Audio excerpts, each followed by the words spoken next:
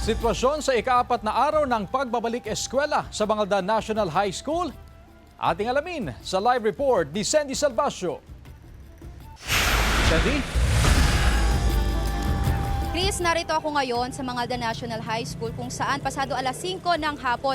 At kung inyong makikita sa aking likuran, ay halos wala ng mga estudyante na nandito sa loob ng paaralan dahil nga sa matupad na dahil nga sa mahigpit na security protocol ng paaralan, kung saan alas 4 pa lang ng hapon ay binubuksan na yung kanilang school gate kasabay ng kanilang class dismissal. At sa nakausap din natin na security team ay dapat alas 5 pa lang daw ng hapon ay wala ng mga estudyante na makikita sa loob ng school grounds. Kaya naman nakadeploy itong 15 security personnel para mag-ikot, magpatrolya at magbantay para na rin matiyak yung kaayusan dito sa loob ng Bangalda National High School. Hindi lang yan, Chris, dahil tuwing uwian naman ay nararanasan itong heavy traffic sa kahabaan ng Barangay Gilig dahil nga sa dami ng mga estudyante na umuuwi, sinusundo. Kasabay din kasi nito yung pagpapatupad ng window hours ng Bangaldan LGU kung saan ipinagbabawal na dumaan yung mga pedicab at tricycle sa may Rizal Street, dahilan para dumaan silang lahat ngayon dito sa naturang kalsada. Patuloy naman na humihingi ng assistance ang pamunuan ng Manghay sa mga otoridad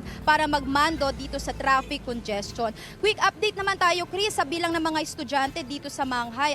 Dahil nga patuloy pa rin yung late enrollment hanggang bukas, inaasahan pa rin nila na marami pa rin yung mga habol na magpa-enroll hanggang sa buwan ng Agosto. Sa obserbasyon ng school admin ay dumami yung bilang ng mga grade 8 at grade 9 students habang bumaba naman lalo yung bilang ng mga grade 7 at grade 10 students. Chris?